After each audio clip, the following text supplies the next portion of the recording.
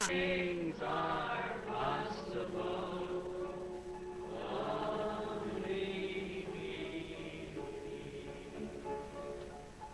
Comment?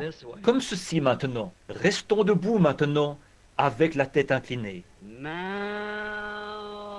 I believe. Now I believe. All things are possible. Now I believe. Now I believe. Now I believe. All things are possible. Now I believe. Let's remain standing now with our heads bowed. Seigneur, que ce ne soit pas qu'un chant, mais que ce soit les profondeurs mêmes de notre cœur qui s'écrient dans ce chant. Maintenant, je crois. Les disciples ont dit à un moment donné, après que Jésus avait fait tant de miracles, ils ont dit, Seigneur, maintenant, nous croyons. Jésus a dit, vous croyez maintenant? Ils ont dit, nous croyons que tu sais toutes choses et que tu n'as pas besoin que personne t'enseigne. Alors, Père, ce soir, nous nous rendons compte que tu n'as pas besoin de notre enseignement, mais que c'est nous qui avons besoin du tien. Aussi, nous te prions de nous enseigner comment prier, comment vivre et comment croire. Accorde-le, Seigneur, au cours de cette réunion de ce soir. S'il nous manque quelque chose, donne-le nous, Seigneur. Nous le demandons au nom de Jésus. Amen.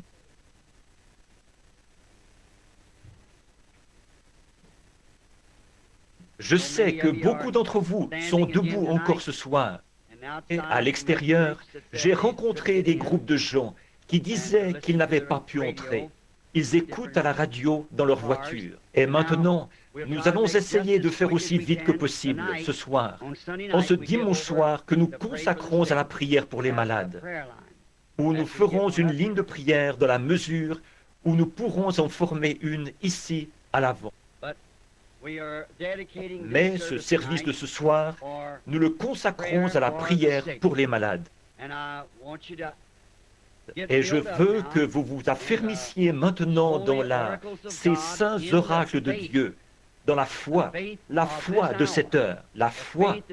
Il faudra plus de foi qu'il n'y en a jamais eu dans tout autre âge, car ceci doit être la foi pour l'enlèvement, pour être enlevé au ciel. Et alors, nous voulons que vous croyiez ce soir à tout ce que vous avez vu et entendu, à la parole que vous avez entendu prêcher, aux signes et aux prodiges que vous avez vus s'accomplir. Nous voulons que vous emmagasiniez tout cela dans votre cœur et que vous réfléchissiez à savoir si oui ou non il s'agit de Dieu. Tout comme jadis Élisée l'avait dit, si Dieu est Dieu, alors servez-le. De même, si Jésus est le centre de tout pour le chrétien, alors je pense que nous devrions abandonner tout le reste et nous attacher à lui. Souvenez-vous, il est le centre, il est l'étoile polaire, il est le point de référence final. Il est l'absolu. Et s'il est l'étoile polaire, il n'y a qu'une chose qui indique l'étoile polaire. C'est votre boussole avec laquelle vous naviguez. Et la boussole avec laquelle je cherche à vous faire naviguer, c'est la parole.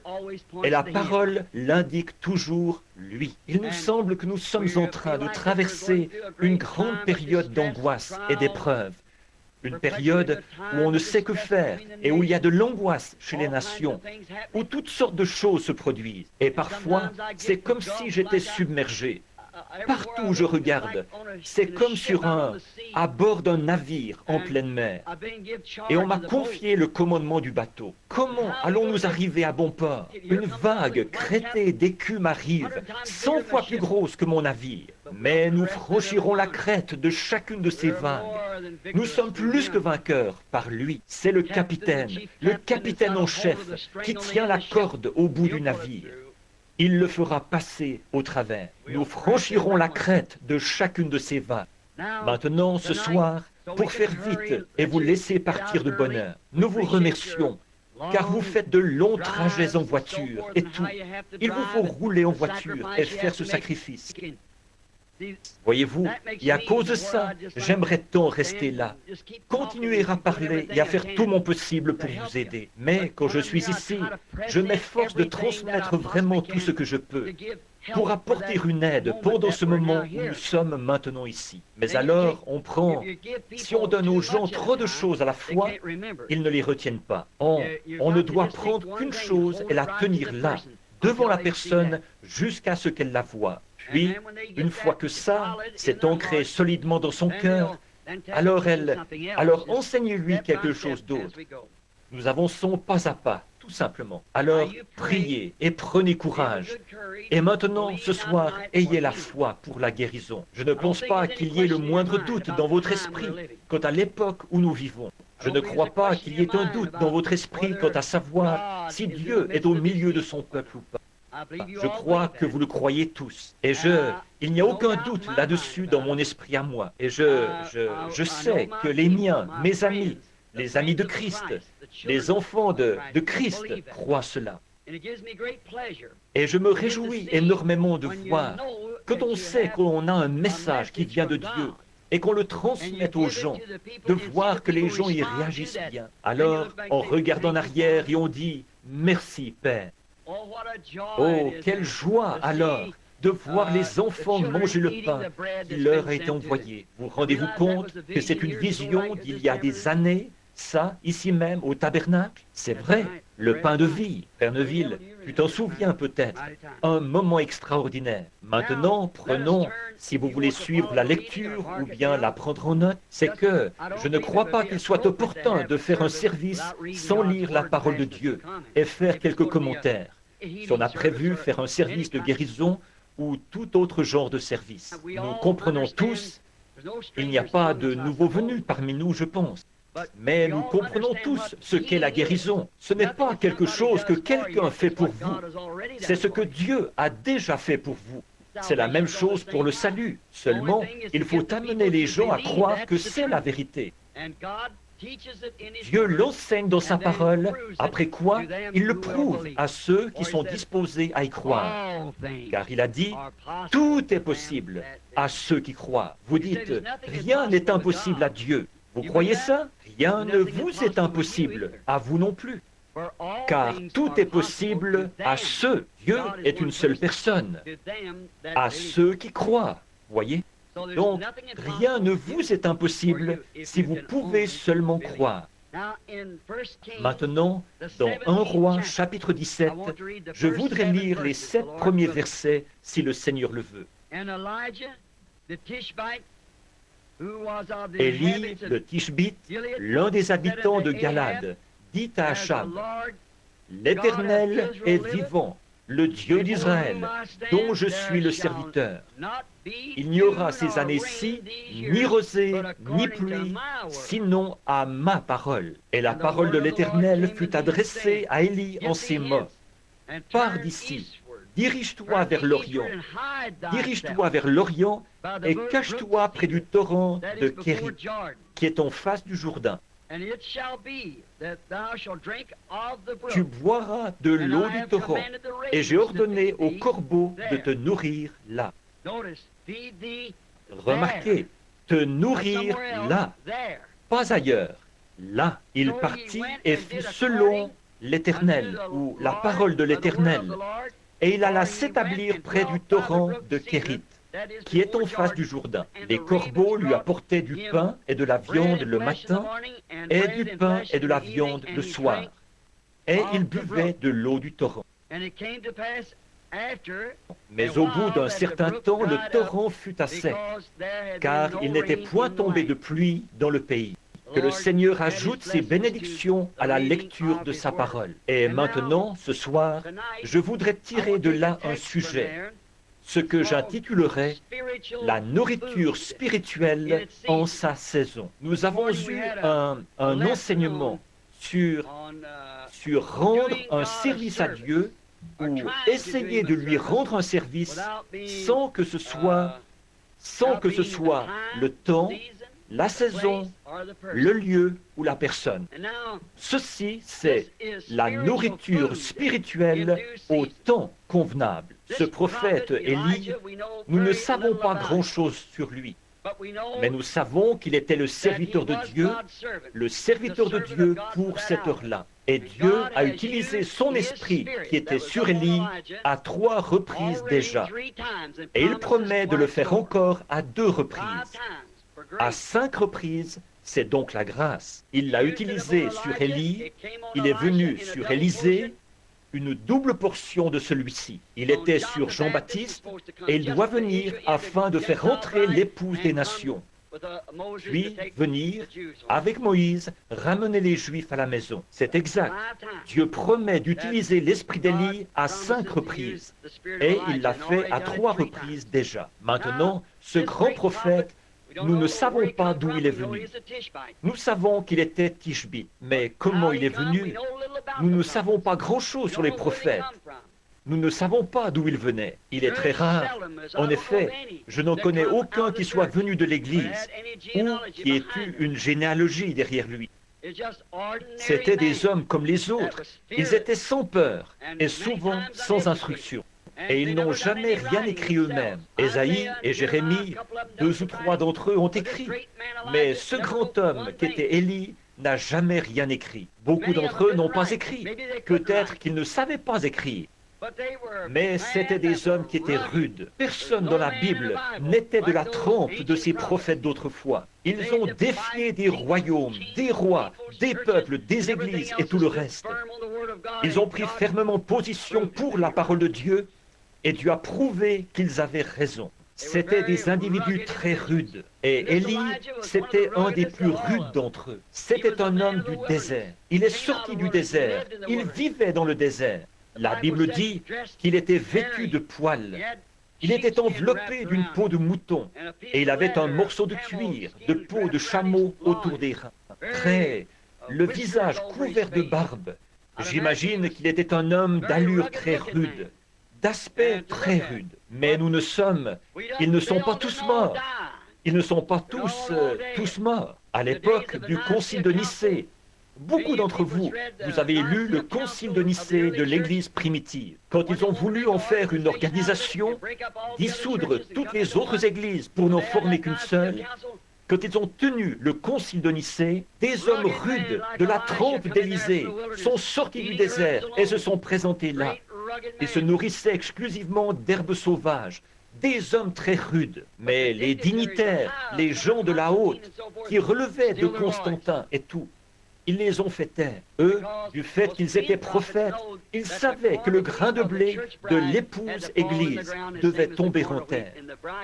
Tout comme le grain de blé dont l'époux avait dû tomber en terre. Et il y est resté pendant 1000 ans. C'est pourquoi ils écrivent dans les livres aujourd'hui. Où est ce Dieu silencieux qui a pu rester là et regarder, voir des petits-enfants se faire tuer et des femmes se faire déchirer par des lions et rester assis dans les cieux sans dire un mot? Ils ne connaissent pas la parole. Il faut que ce grain de blé tombe en terre. Comment un Dieu juste a-t-il pu rester là et regarder son propre fils mourir, se faire cracher dessus et tout? Mais c'est selon la parole. Il faut que ça arrive. Et c'est comme ça, même en cette heure. Cet homme, il était un grand homme. Il avait devant lui une génération pécheresse. Achab était roi, et son père, qui l'avait précédé, avait été méchant. Depuis Salomon, tous les rois qui s'étaient succédés avaient été méchants. Et cet homme, Achab, qui régna pendant 22 ans à Samarie, était le pire de tous. C'était un vrai moderniste. Il croyait à la religion, bien sûr, et il avait implanté la tendance moderne partout. Il avait ses 400 prophètes hébreux, tous bien instruits et bien formés. Dieu lui en avait envoyé un, mais il ne voulait pas le croire. C'était Élie. Mais Élie, ce Tishbite, était un homme du désert. Ce n'était pas un homme raffiné, c'était un homme rude. Un jour, après qu'Achab avait tellement péché que Dieu ne pouvait plus tolérer ça, il a parlé à Élie dans le désert. Et le voici qui descend la route qui mène à Samarie, comme je l'ai souvent illustré, peut-être le visage couvert de barbe blanche, son crâne chauve qui luisait au soleil, ses petits yeux plissés. Là-bas, un bâton à la main, le sourire aux lèvres, il est allé tout droit vers le roi d'Israël et il a dit, là, il ne tombera pas, même de rosée, tant que je ne l'aurai pas fait venir. Que Dieu nous donne des hommes comme celui-là, des hommes qui savent ce qu'ils font, avec l'ainsi dit le Seigneur. Or, nous voyons qu'avant de faire ça, Dieu l'avait appelé. Dieu lui avait parlé. Et c'est pourquoi il n'avait peur de rien. Il n'avait pas peur de son message, que ça n'arrive pas. Il savait que ça allait arriver. Il savait que c'était selon la parole du Seigneur. Et il savait qu'il était le prophète de Dieu pour cette heure-là. C'est pourquoi que le roi lui coupe la tête, qu'il le jette en prison, quoi que les gens fassent, ça lui était parfaitement égal. Il avait une commission. Ainsi dit le Seigneur. Au roi, bien en face, quel individu rude. Mais avant de faire ça, de prédire cette grande sécheresse, en effet, Dieu ne permettra pas que le péché reste impuni. Il faut qu'il y ait une punition. À quoi sert d'avoir une loi s'il n'y a pas de punition? À quoi servirait de dire que c'est illégal de griller un feu et qu'il n'y ait pas d'amende qui soit attachée ou pas de punition qui soit attachée? Ce ne serait pas une loi. Donc, il y a une punition attachée au péché. Alors, quand Dieu fait une loi et qu'on défie cette loi, il faut qu'il y ait une punition attachée à ça. Et cette nation avait violé toutes ces lois. Oh, ils avaient l'Église en grand, ils avaient le temple. Il ne manquait pas d'hommes instruits. Ils avaient des prophètes partout dans le pays. On les produisait dans les écoles, en série, comme une machine. Il ne manquait pas de prophètes. Il ne manquait pas de sacrificateurs. Il ne manquait pas de scribes. Il ne manquait pas de religion. Mais ils s'étaient éloignés de la parole de Dieu. Alors Dieu a appelé un homme qui n'était pas dans leur rang du tout. Et l'a envoyé avec l'ainsi dit le Seigneur. Et remarquez comme il s'occupe des siens. Avant d'envoyer ce prophète muni du message, il a dit, Élie, va dire ces choses au roi Achab. Et alors, quand tu l'auras fait, éloigne-toi vite de lui, car j'ai préparé un lieu où tu iras pendant la sécheresse. Je vais prendre soin de toi, Élie, à condition que tu prêches ma parole, que tu fasses exactement ce que je te dicte. Maintenant, je vais montrer en type ce grand ministère ce soir, celui d'Élie et l'époque d'Élie, faire le rapprochement avec l'heure où nous vivons. Je crois que c'est un type parfait. Je pense aux nations, si nous avions le temps de retourner en arrière. Mais c'est que je veux consacrer le temps qu'il faut à la ligne de prière. Donc, si nous pouvions retourner en arrière et voir ça, Israël s'était emparé de la Palestine dans les mêmes conditions que nous nous sommes emparés des États-Unis. Nous sommes entrés aux États-Unis et nous en avons chassé les habitants, c'est-à-dire les Indiens, et nous avons pris possession du pays. Et de même, Israël est entré en Palestine sous la conduite de Josué, sous la direction de Dieu. On a chassé les habitants et s'est emparé du pays. Et leurs premiers rois étaient des hommes vaillants. David, Salomon, de grands hommes. Nos premiers présidents étaient de grands hommes. Washington, Lincoln, et ainsi de suite. Puis, les présidents ou les rois se sont corrompus de plus en plus.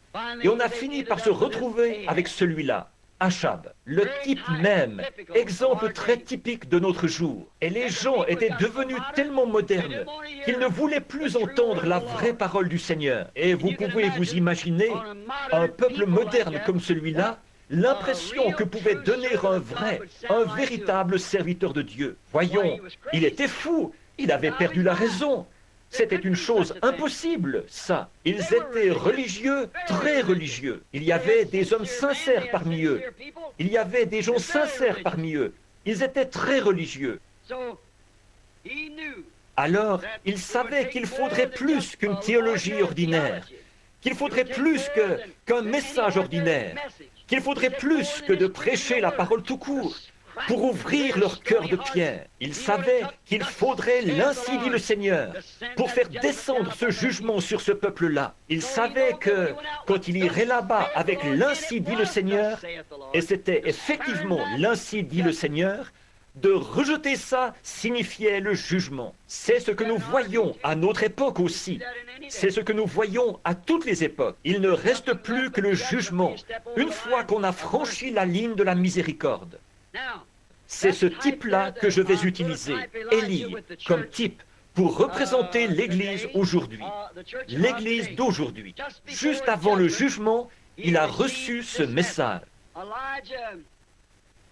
Élie, ce qu'il représentait, on a pris soin de lui sur le plan naturel, de sa nourriture naturelle, parce qu'il n'allait pas y avoir de pluie, là, selon la parole du Seigneur, pendant 3 ans et 6 mois, ou tant qu'Élie ne la ferait pas venir. Au moment où tu jugeras bon de prononcer la chose, Élie, c'est ce qui arrivera. C'est pourquoi il s'est avancé vers le roi, et il a dit, « Il ne tombera pas même de rosée tant que je ne l'aurai pas fait venir. » Ça, c'est toute une décharge, n'est-ce pas? C'est tout un message. Et maintenant, nous allons utiliser ce type pour représenter la sécheresse spirituelle d'aujourd'hui. Or, nous le savons tous, nous en sommes très conscients, qu'il y a une grande sécheresse spirituelle dans le pays aujourd'hui, dans le domaine spirituel. Et vous savez, cela a été prédit par les prophètes comme devant venir juste avant la seconde venue de Christ. Ils ont dit, il y aura une famine dans le pays, et ce ne sera pas seulement la disette du pain, mais d'entendre la parole de Dieu. Et ce jour-là, c'est maintenant, d'entendre la vraie parole de Dieu. Alors, ici, la sécheresse naturelle est un type de la sécheresse spirituelle. Le péché et l'incrédulité, à cause des faux docteurs et des modernistes dans l'Église, avaient amené sur ce lieu le jugement qui allait venir, qui approchait. Donc, ils avaient abandonné la parole de Dieu ainsi que son prophète pour se tourner vers une terminologie théologique moderne de la parole. Si vous remarquez, ici, c'est toujours précisément à ce moment-là que Dieu suscite quelque chose. En effet, il ne fait rien sans l'avoir d'abord révélé aux gens, et il le révèle toujours par ses serviteurs. Bon, mais Élie, pendant cette période-là, avait un lieu secret que Dieu avait prévu pour lui où il devait aller. C'est ça que nous voulons voir maintenant, juste avant de faire la ligne de prière. Élie avait un lieu secret qui lui avait été fourni par Dieu lui-même. Ce n'est pas du tout l'Église qui le lui avait fourni, ce n'est pas du tout le roi qui le lui avait fourni. Il ne se l'était pas procuré lui-même, mais c'est Dieu qui avait fourni un lieu secret à Élie, où il serait nourri pendant toute la période de sécheresse, où sa nourriture lui serait fournie jour après jour. Il n'avait pas à se demander ce qui allait arriver le lendemain, ni à se demander si la réserve allait s'épuiser. Dieu avait dit, « J'ai donné cet ordre aux corbeaux, ils te nourriront. » Quelle chose merveilleuse! Un type de notre lieu secret en Christ. Alors que le Conseil mondial et tout ce qui a cours aujourd'hui, ils disent, les jours des miracles sont passés. Les grandes puissances de Dieu ont été retirées des églises. Il semble qu'elles n'ont plus, que tout ce qu'elles ont, c'est un airain qui résonne et une cymbale qui retentit. Nous savons que c'est la vérité, ça. Et l'apparence de la piété, tout en reniant ceux qui ont fait la force. Exactement la même chose que ce que David avait fait ce matin, avec les chars à bœufs. Ils étaient éloignés de la parole. Quand la parole leur avait été présentée et leur avait été transmise, ils n'en avaient pas voulu. Par conséquent, ils s'en étaient éloignés. C'est ce que ces gens avaient fait du temps d'Élie. Ils s'étaient éloignés de la parole. Ils pensaient qu'ils avaient la parole, mais ils ne l'avaient pas. Alors, remarquez, ensuite, pour cette période où il allait punir l'incroyant, il a préparé pour le croyant un moyen d'en sortir. Il fait la même chose chaque fois. À l'époque où il allait détruire le monde par l'eau, il a préparé pour Noé un moyen d'échapper. À l'époque où il allait noyer l'Égypte, il a préparé pour son peuple un moyen d'échapper, de traverser la mer. Oh, comme Dieu pourvoit lui-même au moyen. Et là où il n'y a aucun moyen, il est le moyen. Il est le moyen. Or, nous nous rendons compte que nous avons à faire face à l'une des heures les plus importantes que l'histoire ait jamais connues. En fait, ce n'est pas l'ogive, avec ce missile luisant muni d'une ogive, que nous devons redouter. Ce sont les églises que nous devons redouter. C'est l'heure où nous vivons que nous devons observer. Maintenant, remarquez, mais Dieu avait préparé pour Élie un moyen d'échapper à cela. Et il a préparé pour ses enfants qui croient un moyen d'y échapper maintenant, d'échapper à la colère et à ces choses qui doivent venir. En effet, il serait injuste de la part de Dieu de juger ces gens, de faire venir sur eux une punition, de faire sombrer Sodome et Gomorrhe, d'envoyer Capernaum au milieu de la mer, de condamner ces générations-là, et Sodome et Gomorrhe, pour ensuite nous laisser, nous, faire la même chose impunément. Le jugement nous est assuré tout autant que le jugement leur était assuré. Or, nous remarquons que quand ces choses sont apparues, la tendance moderne de l'époque, alors Dieu, à cette époque-là, suscitait un homme, ou plutôt a suscité un homme pour lutter contre ces forces-là.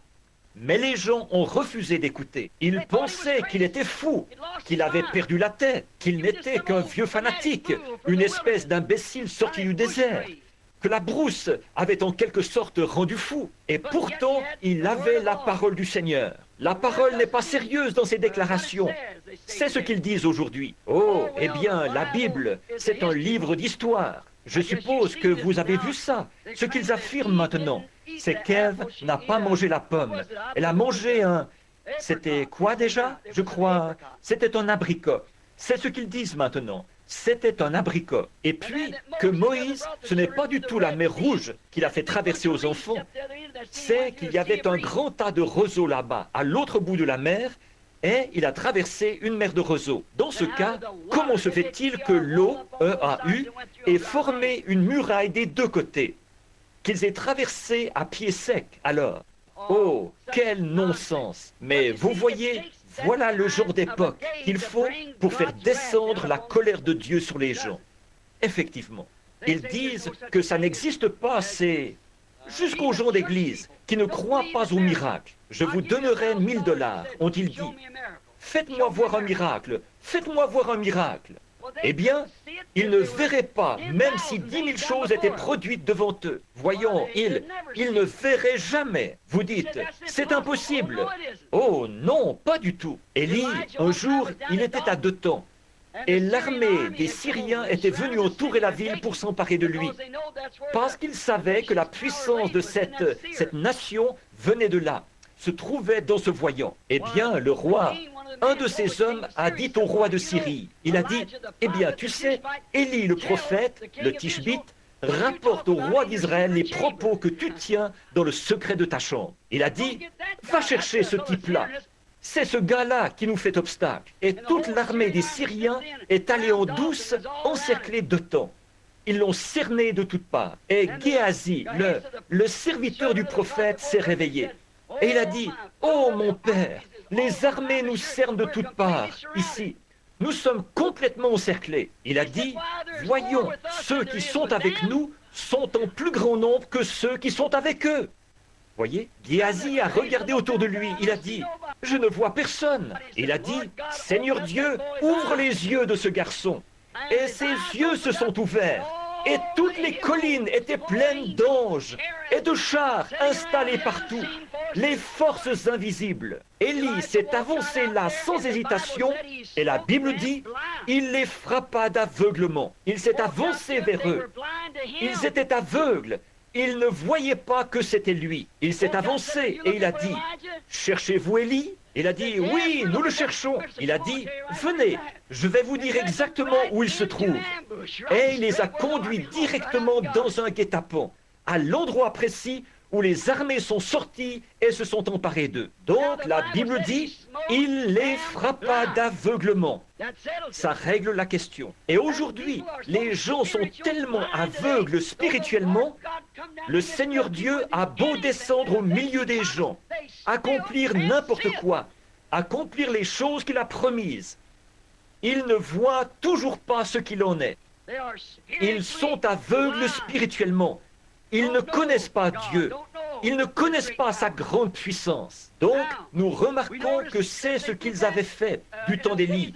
Et c'est ce qu'ils font encore aujourd'hui. Dieu les frappe d'aveuglement. Aujourd'hui, ils disent qu'il n'y a pas de miracle, que ça n'existe pas, que tout ça, c'est de l'émotion. Et ils avaient dit la même chose d'Élie, puisque quand celui-ci était enlevé et qu'Élisée l'a remplacé, un jeune homme qui était devenu chauve alors qu'il était encore jeune, les enfants couraient derrière lui et disaient « Vieux chauve, pourquoi n'es-tu pas monté avec Élie ?» Voyez-vous, ils n'y croyaient pas au départ, ces gens, malgré que tant de choses aient été accomplies. Ce grand homme de Dieu avait été enlevé au ciel par un char de feu. Et les gens n'y croyaient toujours pas. Et ils ont laissé leurs jeunes enfants courir derrière cet homme et dire « Vieux chauve, pourquoi n'es-tu pas monté ?» Voyez? Et là, le prophète a maudit ses enfants et une ours a tué 42 d'entre eux. Maintenant, remarquez, aujourd'hui, comme à cette époque-là, ils ajoutent leur interprétation personnelle à la parole. Bon, s'ils veulent faire ça, ça les regarde. Mais ils cherchent à nous y faire croire. La Bible dit que cette parole de Dieu ne peut être un objet d'interprétation particulière. Dieu fait l'interprétation par lui-même. Dieu confirme sa parole, et c'est ça qui en est l'interprétation. Comme je l'ai souvent dit, il a dit au commencement que la lumière soit, et la lumière fut. Ça n'a pas besoin d'être interprété. C'est arrivé. Il a dit qu'une vierge concevrait. Elle l'a fait. Il a dit qu'il répandrait son esprit. Il l'a fait. Et il a dit que dans les derniers jours, il ferait certaines choses. Et il les fait. Ça n'a besoin d'aucune interprétation. Dieu en fait l'interprétation par lui-même. Quoi que disent les hommes insensés, ça n'arrête pas Dieu du tout. Quand Jésus était sur terre, il a dû faire face à autant d'incrédulité que nous aujourd'hui, et peut-être même plus. Mais ça ne l'a pas arrêté. Il a continué quand même à accomplir et à faire son devoir, et Dieu confirmait tout ce qu'il faisait. Il a dit, « Je ne suis pas seul. Mon Père et moi, nous sommes un. Il demeure en moi. Ce n'est pas moi qui fais les œuvres, c'est le Père qui demeure en moi. Si je ne fais pas ces œuvres, alors ne me croyez pas. Mais si je fais ces œuvres, quand même, vous ne me croiriez pas, croyez aux œuvres. Voyez? Autrement dit, elles sondez les Écritures, a-t-il dit, parce que c'est en elles que vous pensez avoir la vie éternelle, en connaissant les Écritures. Et ce sont les Écritures elles-mêmes qui rendent témoignage de moi. Amen. Quelle déclaration! Ce sont elles, les Écritures, qui vous déclarent qui je suis, a dit Jésus. Et ce sont les Écritures qui vous déclarent à quelle heure nous vivons. Et ces choses que vous voyez s'accomplir, c'est Dieu lui-même au milieu de son peuple. Il n'y a que Dieu qui puisse ressusciter les morts. Il n'y a que Dieu qui puisse faire les choses qu'il fait en ce moment. En effet, la Bible dit, il est le même hier, aujourd'hui et éternellement. Alors nous voyons cette tendance moderne des gens. Oh, ces jours-là, c'est du passé. Les miracles, ça n'existe pas. Ces gens-là se laissent emporter par leurs émotions. Écoutez cet Élie, le prophète, qui crie contre eux et contre leurs théologiens. Remarquez, il a parlé comme s'il était Dieu lui-même. Élie a parlé comme s'il était Dieu lui-même. La rosée ne tombera pas du ciel tant que je ne l'aurai pas fait venir. Amen. Oui, monsieur, le prophète avait été tellement longtemps dans la présence de Dieu. Les prophètes de l'Ancien Testament, ou de toute époque, quand ils vivent dans la présence de Dieu, jusqu'à ce qu'ils deviennent la parole, leur message est la parole elle-même. Et souvenez-vous, il a dit, « Ainsi dit le Seigneur ». Quand ces hommes avaient reçu ces messages de la part de Dieu, et qu'ils devenaient tellement absorbés que leurs propres pensées, ça allait peut-être à l'encontre de leurs propres pensées, ils n'étaient peut-être pas capables d'y voir clair. Mais ils prononçaient la parole de Dieu. L'ainsi dit le Seigneur. Il n'y aura pas de pluie tant que je ne l'aurai pas fait venir. Oh, quelle déclaration! Il avait été dans la présence de Dieu et avait été confirmé de façon tellement parfaite. Et souvenez-vous, c'est aussi conforme à Amos 3:7. Le Seigneur, l'Éternel, ne fait rien sans l'avoir d'abord révélé à ses serviteurs les prophètes. Il a dit, Il ne tombera pas de pluie. Il l'a d'abord. Ils se sont moqués de lui. Ils le prenaient pour un fou. Ce fanatique. Mais voyez-vous, il avait l'ainsi dit le Seigneur, qu'il n'allait pas pleuvoir. Et Dieu, avant de faire ça, il l'a révélé à Élie, son serviteur. Et il était un prophète confirmé, authentifié. Alors les gens auraient dû se repentir. Mais au lieu de ça, ils se sont moqués de lui. Ils ont dit, oh, nous ne manquons pas de pluie. Les réservoirs sont pleins. Les rivières coulent bien. La Bible dit qu'il n'y a pas même eu de rosée pendant 3 ans et 6 mois. Tous les ruisseaux et toutes les eaux ont tari partout. Ce n'était pas cet homme, c'était Dieu qui parlait à travers cet homme. Voilà le « je » dont il s'agissait. Nous le savons toujours. Alors, nous voyons que quand un homme envoyé par Dieu, prédestiné par Dieu, arrive avec le vrai, ainsi dit le Seigneur. Le message et le messager sont une seule et même chose. En effet, il est envoyé pour représenter l'ainsi dit le Seigneur, mot pour mot. Donc lui et son message, c'est la même chose. Un homme d'une dénomination qui est sous les auspices d'une dénomination, lui et l'Église sont un. Un théologien soumis à la théologie fabriquée par une dénomination, lui et son message sont un. Une église de théologie, un théologien, c'est exact. Ainsi, quand un homme arrive avec l'ainsi dit le Seigneur, lui et le message sont un. Quand Élie est arrivé avec l'ainsi dit le Seigneur, lui et son message sont devenus un. Tout comme Jésus, quand il est venu, il était la parole. Jean 1. Alors, la parole de Dieu et le messager de l'âge étaient une seule et même chose. Toujours. C'est vrai. Jésus était la parole qui avait été prophétisée. Il était l'accomplissement de ce que les prophètes avaient annoncé.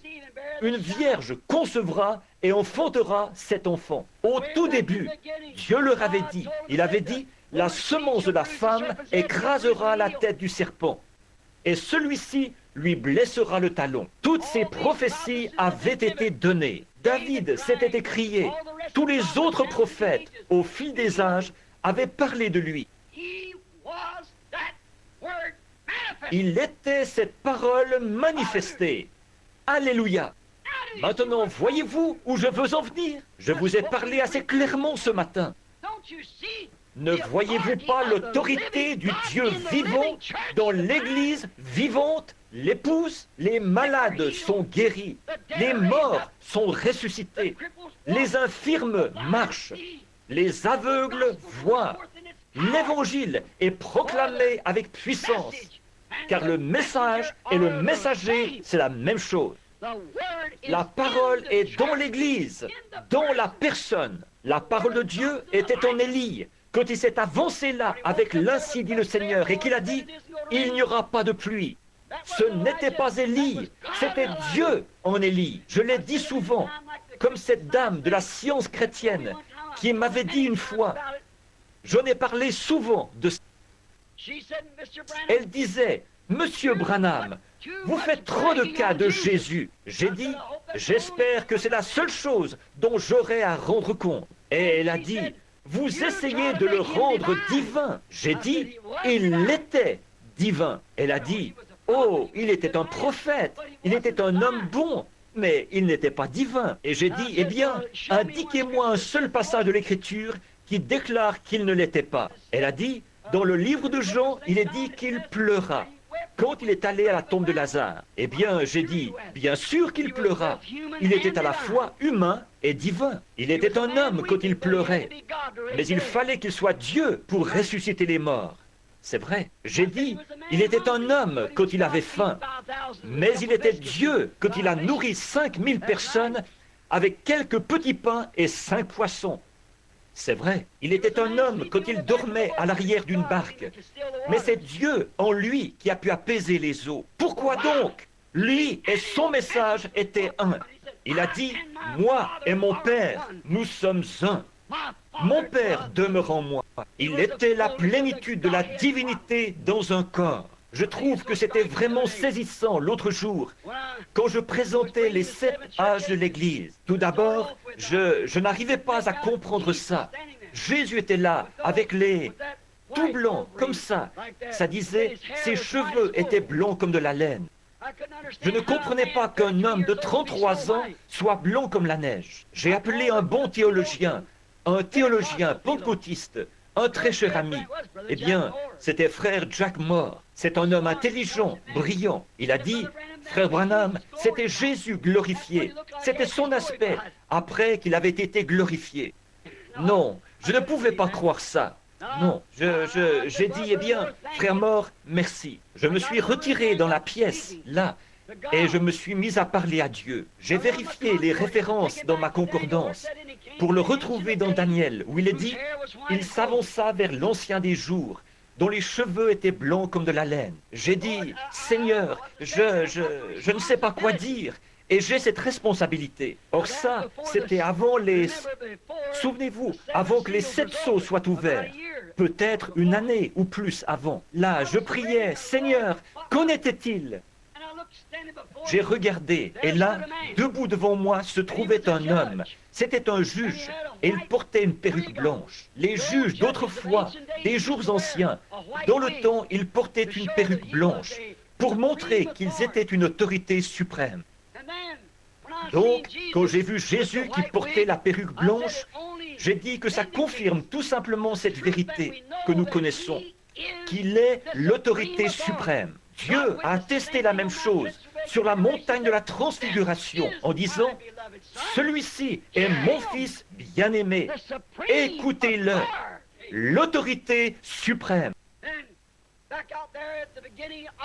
Et puis, là-bas, au commencement des 7 sceaux, quand ces 7 anges sont descendus en forme de pyramide, ils se sont tenus là et m'ont dit de revenir pour parler de ces 7 sceaux et qu'ils seraient avec moi, qu'ils me montreraient de quoi il s'agissait, les choses qui avaient été perdues. J'avais toujours pensé que c'était scellé au dos du livre et que ce serait quelque chose qui n'était pas écrit dans le livre. Mais il s'est avéré que ce qui a été divulgué là, c'est qu'il ne peut pas faire ça. Ce n'est pas quelque chose qui est écrit dans le livre, c'est quelque chose qui était caché dans le livre. Car quiconque en retranchera une seule parole ou y ajoutera une seule parole, alors c'est un mystère qui se trouvait dans le livre pendant ces 7 âges de l'Église. Chacun d'eux a produit un mystère. Toutes ces choses au sujet du baptême d'eau et autres, qui les ont fait tâtonner pendant si longtemps. Ensuite, quand ça s'est élevé, les grands observatoires, tout là-bas en Californie, jusqu'au Mexique, au-dessus de Tucson et partout, ils en ont pris la photo. C'était mystérieux à voir. Frère Fred Sothman, qui est là, assis juste là, et moi et frère Gene Norman, nous étions là, présents, quand ça s'est élevé. Ils ont pris cette photo, mais ils ne savent toujours pas ce qu'il en est. Il n'y a pas longtemps, chacun disait, « Regarde un peu, ça ressemble à ceci. » Et les ailes de ces anges, qui sont repliés là. Un jour, je l'ai tourné à droite, j'ai regardé, et là se trouvait Jésus-Christ, un portrait aussi parfait que Hoffman en a jamais produit. Il était là, portant une perruque blanche, regardant en bas vers la terre, montrant qu'il est l'autorité suprême. Les cieux le déclarent, la Bible le déclare, le message le déclare, tous la même chose. L'autorité suprême, portant la perruque blanche, on voit sa barbe noire en dessous. Beaucoup d'entre vous ont vu la photo. Nous l'avons là-bas au fond. Vous n'avez qu'à la tourner à droite, de côté. Regardez-la. Le voilà, aussi parfait qu'une photographie qu'on aurait prise de lui. Il ne la regarde pas de l'angle qu'il faut. Il faut la regarder du bon angle. Et seul le Seigneur Dieu peut révéler quel est le bon angle. Tournez-la à droite et regardez-la. Le voilà, aussi parfait que si on l'avait pris en photo, là-haut. La toute première fois que je l'ai vu, il ressemblait au portrait de Hoffman, que je n'avais encore jamais vu. C'est dans le tabernacle de Billy Sunday, des années plus tard que je l'ai vu. Depuis, j'ai toujours eu une de ces photos-là dans ma maison. Et puis, ici, dans les airs, comme quoi le Dieu même que j'avais vu en vision près d'ici, alors que je n'étais qu'un jeune garçon, près d'ici, à l'endroit où se trouve maintenant l'école, c'est à ça qu'il ressemblait. Et ici, dans les cieux, 33 ans plus tard, ceux-ci déclarent que c'est la vérité. C'est bien à ça qu'il ressemble. Non pas quelque chose de mystique, la conception personnelle de quelqu'un. Comme au Vatican, ils ont là un portrait du Christ avec un petit collier de barbe blanche ou un collier de barbe d'environ un demi-pouce de long qui forme un cercle autour du menton, jusqu'au-dessus de la bouche, comme ceci. Ils appellent ça le Christ. Ça me rappelle un artiste grec, ce que j'ai vu une fois dans une cathédrale ancienne. Il montrait à quoi ressemblaient Adam et Ève. Ils ressemblaient à des bêtes ou quelque chose comme ça. Voilà ce que la pensée charnelle peut percevoir d'une chose spirituelle. Je pense qu'Adam, c'était le plus bel homme qui ait jamais vécu, et qu'Ève était une femme parfaite à tous égards. Maintenant, les pensées charnelles arrangent la chose selon leur conception personnelle. Alors Dieu fait descendre sa puissance, et par elle, il dévoile la chose. C'est exactement ça qui s'était produit ici du temps d'Achab.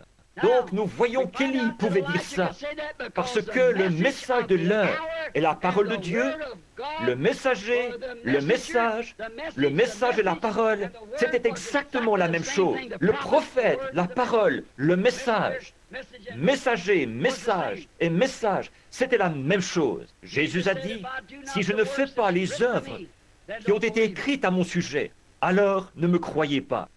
C'est bien, tout homme et son message ne font qu'un. Voilà pourquoi aujourd'hui, ils ne croient pas qu'il faut faire les œuvres de Dieu. C'est parce qu'ils n'acceptent pas le message de Dieu. Ils ne croient pas le message. Mais pour ceux qui croient à l'heure de Dieu, où nous vivons, ces choses sont de la nourriture cachée. Pensez un peu, Dieu a tellement bien caché la chose qu'il la regarde bien en face et ne la voit pas. De la même manière, Élie avait aveuglé l'armée des Syriens. De la même manière, Dieu aveugle l'incroyant pour qu'il ne voie pas la vraie, la véritable nourriture de l'enfant du croyant. C'est pourquoi ils appelaient Noé un fanatique. Il construisait une arche.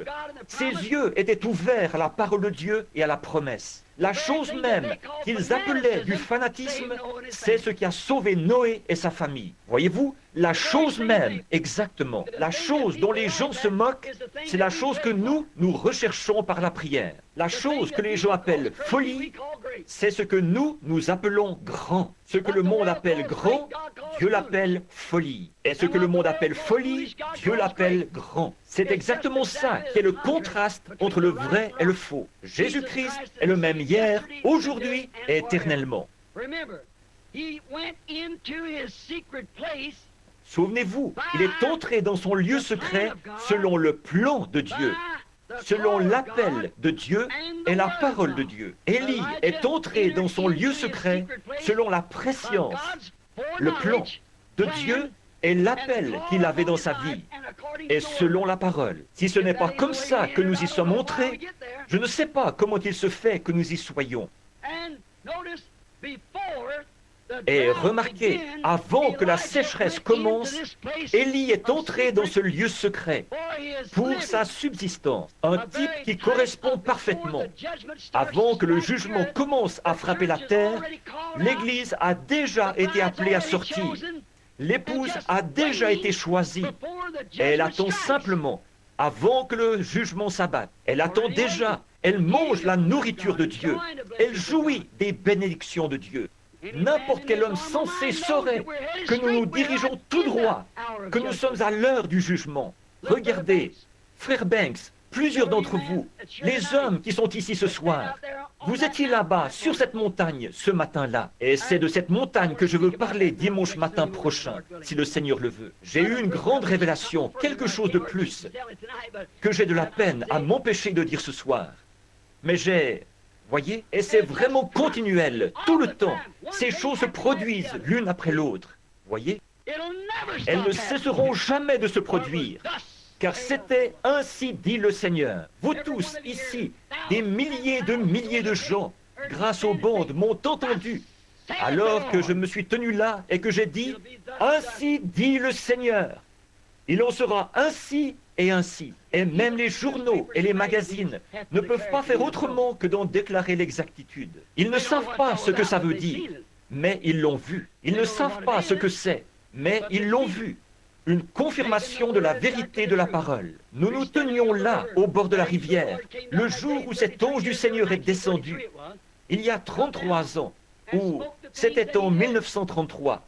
Il est descendu et a dit les choses qu'il a dites. En repartant, de nombreux hommes qui étaient là, sur la rive, ont dit « Qu'est-ce que ça voulait dire, Billy ?» J'ai dit « Ce n'était pas pour moi, c'était pour vous. Moi, je crois, vous, non. » Et j'ai tout simplement continué à marcher. Alors, le pasteur m'a dit, il a dit « Es-tu en train de me dire que toi, qui n'as fait que des études primaires, tu vas parcourir le monde et prier pour des monarques, des potentats, des rois et tout ?» Oh, il a dit, oublie ça, je ne pouvais pas l'oublier, c'était gravé dans mon cœur. Voici que 33 ans plus tard, tout ce qu'il avait dit est arrivé parfaitement, tel qu'il avait dit qu'il le ferait. Il est Dieu et ne peut pas échouer. Il tient toujours sa parole. Il n'en doutait jamais. Maintenant, remarquez, il y est entré selon le plan de Dieu, la préscience, l'appel de Dieu et la parole de Dieu. Et il y est entré avant que la sécheresse commence. Or, nous savons que le jugement est sur le point de s'abattre. Sur la colline, ce jour-là, avec frère Banks Woods, ici présent, nous montions la colline. Peut-être vais-je le raconter de nouveau pour faire grandir votre foi en vue de la ligne de prière qui se fera dans les 10 ou 15 prochaines minutes. Je marchais juste devant frère Banks. Je pense qu'il était parti au moment où sœur Ruby était malade. Il me suivait et j'ai remarqué qu'il avait le visage rouge. J'ai regardé en arrière, je me suis dit qu'il avait peut-être de la peine à gravir cette colline. Alors j'ai ralenti un peu. Là-bas, dans ces déserts, à monter des collines comme ça, à l'endroit où les anges du Seigneur étaient apparus, nous nous dirigions tout droit vers cet endroit-là, l'endroit où ils étaient apparus quelques mois auparavant. Et pendant que je montais la colline, l'Esprit de Dieu, quand je me suis retourné, j'ai regardé au sommet de la montagne. Et il a dit, ramasse cette pierre et dis-lui, ainsi dit le Seigneur, d'ici quelques heures, tu vas voir la gloire de Dieu. J'ai tout simplement ramassé la pierre et j'ai dit, frère Banks, je ne sais pas pourquoi. Je l'ai lancée en l'air et j'ai dit, ainsi dit le Seigneur, tu vas voir la gloire de Dieu. Il a dit, c'était pour Ruby? J'ai dit, non. Je ne pense pas qu'il y avait un rapport avec toi, Banks, ni avec toi, ni avec Ruby. Je pense que ce qui a été dit là, c'est « Ainsi dit le Seigneur, il va se produire quelque chose ». Le lendemain matin, pendant que nous étions là, beaucoup d'hommes, je ne sais pas combien d'entre eux sont assis ici en ce moment, nous étions 12, 14 ou 15 assis là. Tout à coup, un ministre s'est avancé vers moi et m'a dit « Frère Branham », il a dit « Mon nom est un tel ». Il a dit « J'étais un de vos commanditaires en Californie ». J'ai dit « Je suis heureux de faire votre connaissance, monsieur ». Douglas McHughes. Il a dit « J'ai dit « Je suis heureux de faire votre connaissance ». Je lui ai serré la main. Il a dit « Eh bien, je voudrais vous poser une question ». Il a dit « Roy Robertson, qui est administrateur ici, frère Woods, Terry et Billy et frère Mac Anally, et je ne sais plus trop qui se trouvait là. Et il a dit, je voudrais vous demander quelque chose. Il a dit, est-ce qu'il arrive que le Seigneur vous donne des visions ailleurs, comme ceci? J'ai dit, oui frère, mais je viens ici pour m'en éloigner en quelque sorte, pour me reposer. J'ai regardé autour, comme ceci, et j'ai vu un docteur de forte corpulence qui le regardait. Il a dit, révérend McHughes, cette allergie qu'il y a dans votre œil va bientôt détruire cet œil. Je vous ai soigné pendant 2 ans et je ne peux rien y faire. Je me suis tourné vers lui. J'ai dit, la raison pour laquelle vous m'avez demandé ça, c'est que votre docteur vous a dit l'autre jour qu'il y a cette allergie dans votre œil. C'était au milieu du jour, vers 11 heures, et il portait des lunettes de soleil. Et j'ai dit, la raison, vous ne les portez pas à cause du soleil, mais à cause de votre œil. Il vous a dit que vous alliez perdre cet œil. Et il s'est mis à pleurer. Il a dit, c'est exact. Je me suis retourné pour continuer à circuler. J'avais une pelle à la main. Et j'ai regardé. Je l'ai vu qui se tenait là en me regardant. Les yeux, tout ce qu'il y a de plus clair. J'ai dit, mais ainsi dit le Seigneur, vous n'allez pas perdre cet œil. J'étais à la chasse avec lui l'automne dernier. Il voyait mieux que moi et que tous ceux du groupe. Jamais il. Et j'ai vu une dame âgée qui descendait son bas et soulevait un côté de sa jupe. Elle a dit, mon fils, si tu vois frère Branham, dis-lui de prier pour mes pieds. Et j'ai regardé ça. Il y avait là des petites, on aurait dit des petites tumeurs qui pondaient sur ses pieds partout. J'ai dit, votre mère est une dame aux cheveux gris. Mon fils, vous voyez, avant que vous partiez, elle vous a dit, si vous me voyez, de me demander de prier pour ses pieds. Elle a des espèces de petites tumeurs qui pondent partout sur ses pieds. Il a failli s'évanouir. Il a dit, c'est la vérité. J'ai dit, dites-lui de ne pas s'inquiéter. Tout ira bien. Je me suis mis à circuler. Alors j'ai entendu la voix de Dieu parler, dire, sauvez-vous vite. Roy Robertson se trouvait là. Je savais que c'était un ancien combattant. Alors j'ai mis ma main sur son épaule. J'ai dit, frère Roy, mets-toi à l'abri au plus vite. Il a dit, qu'est-ce qu'il y a? J'ai dit, sauve-toi, mets-toi à l'abri. Et je me suis mis à circuler. J'ai déposé ma pelle. Je me suis retourné. J'ai ôté mon chapeau. Et il est arrivé. Voilà, la gloire de Dieu est descendue dans un tourbillon qui a fracassé la paroi de la montagne, comme ça, avec une déflagration qui a fait trembler le lieu, comme ça. Il a coupé le sommet des buissons, juste à environ 3 ou 4, 5 pieds au-dessus de ma tête. C'est remonté en prenant la forme d'un entonnoir, comme ça. Il y a eu une autre déflagration.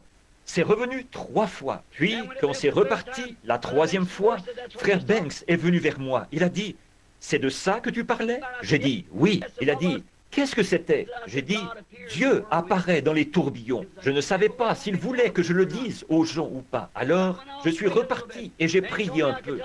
Alors, il m'a dit que je pouvais le leur dire. J'ai dit, c'est le jugement qui frappe la côte ouest. Regardez là aujourd'hui. Regardez ce qui est arrivé. Quelques heures après, l'Alaska a été englouti. Et maintenant, tout est en train de sombrer. Nous entrons dans le jugement. La miséricorde a été repoussée. Mais grâce soit rendue à Dieu. Nous avons de la nourriture cachée, de la nourriture spirituelle. Nous vivons de la bonté et de la miséricorde, de la révélation de Jésus-Christ en ces derniers jours, alors qu'il confirme sa personne au milieu de son peuple. Amen. Ils sont entrés. Élie est entré avant que la sécheresse commence. Dieu merci, nous sommes entrés avant que le jugement commence. C'est maintenant le temps de sortir et d'entrer. De sortir de ces organisations et d'entrer en Christ. Le temps de sortir et d'entrer pour tous les vrais croyants. Alors, il a été appelé et il est resté à l'intérieur. Souvenez-vous, il n'a jamais quitté ce torrent tant que Dieu ne l'a pas appelé. Et vers la fin de la sécheresse, il a appelé à sortir de là pour se rendre chez une veuve. Remarquez, il a fait appel à cette veuve. Et cette veuve ne s'était pas associée avec les incroyants, pris la marque de la bête pendant la sécheresse.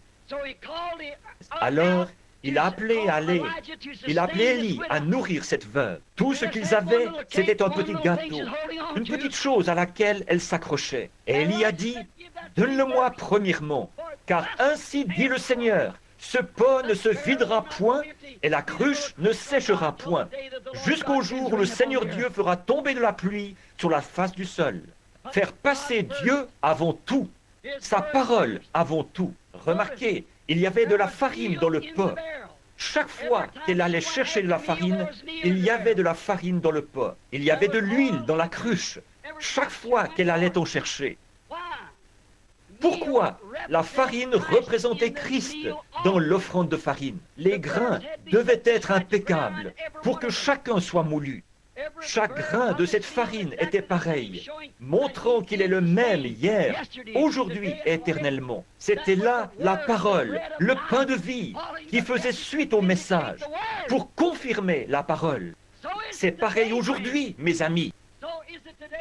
C'est pareil aujourd'hui. Le pain de vie dont les enfants se nourrissent fait suite au message de Dieu, afin de les nourrir pendant la période de la sécheresse. Et s'il était en notre présence aujourd'hui, et s'il était en notre présence maintenant même, il se comporterait et il ferait exactement la même chose que ce qu'il avait fait à l'époque où il était dans une chair, ici sur terre. L'épouse fait partie du mari. L'Église est pareille à Christ. Vous ferez, vous aussi, les œuvres que je fais. Et c'est la parole qui les faisait. Il nous a dit que nous ferions, nous aussi, les choses que lui, il avait faites. Là encore, nous remarquons, si la parole est en nous et qu'elle est venue à nous comme elle l'avait fait dans le cas d'Élie à cette époque-là, elle accomplira la même chose que ce que lui, il avait fait. Il allait se nourrir des choses secrètes de Dieu qui sont cachées au monde.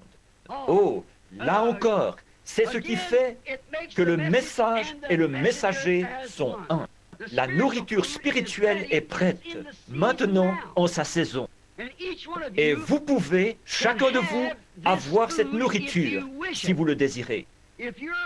Si vous êtes disposé à vous détacher de toute l'incrédulité de cette heure, si vous êtes prêt à entrer en Christ, à entrer dans sa promesse, et rappelez-vous les promesses qu'il a faites dans Malachie 4, dans Luc 17, 30, et aussi dans Jean 14, 12, et dans combien d'autres passages de l'Écriture où il est fait mention, Joël 2, 38, et tout ce qu'il ferait, ou plutôt 2, 28, ce qu'il ferait dans ces derniers jours, et ce qui a été dit par le prophète, qu'il y aurait de la lumière dans ces derniers jours, quel effet elle aurait, ce qu'elle produirait, toutes les Écritures qui annonçaient ces derniers jours. Et il s'agit de Christ. Si vous pouvez vous cacher dans cela maintenant, dans ce lieu secret, vous pourrez manger et voir la bonté et la miséricorde de Dieu. Si vous êtes malade, il y a là la guérison. Vous vous souvenez quand Élisée, plus tard, avait fait descendre, après cette offrande de farine qu'il avait eue, Christ, et dont il avait nourri la famille de cette veuve. Remarquez, plus tard, quand il a fait descendre le feu des cieux et tout, et qu'il a prouvé qu'il avait été envoyé par Dieu, l'esprit du prophète. Remarquez, dans le désert, quand il était couché sous le genêt, un ange est descendu avec ce même genre de farine.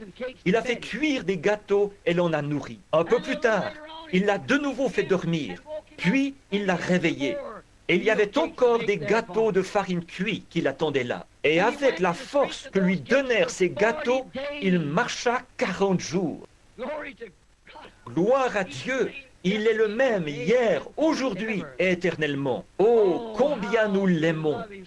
La nourriture spirituelle en sa saison. Il n'est pas bien de prendre le pain des enfants et de le donner aux chiens. N'est-ce pas que Jésus a dit la même chose à la syrophénicienne? Il avait été envoyé vers les siens, c'est vrai. Et voilà vers qui il est venu. Il n'est jamais allé vers les gens des nations. Et maintenant, aujourd'hui, il visite les gens des nations, à leur époque à eux. Et il n'est pas bien, vous dites, comment se fait-il que le message ne va pas là-bas, dans ces lieux grandioses, ces grandes croisades, comme au sein des dénominations? Ce n'est pas leur nourriture.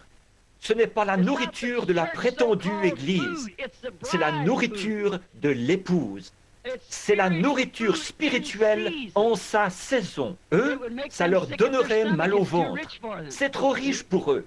Voyez, on ne peut pas. Par contre, pour les enfants, c'est le pain, c'est la vie, c'est Jésus-Christ, le même hier, aujourd'hui et éternellement. Il va se faire trop tard si nous ne commençons pas la ligne de prière maintenant.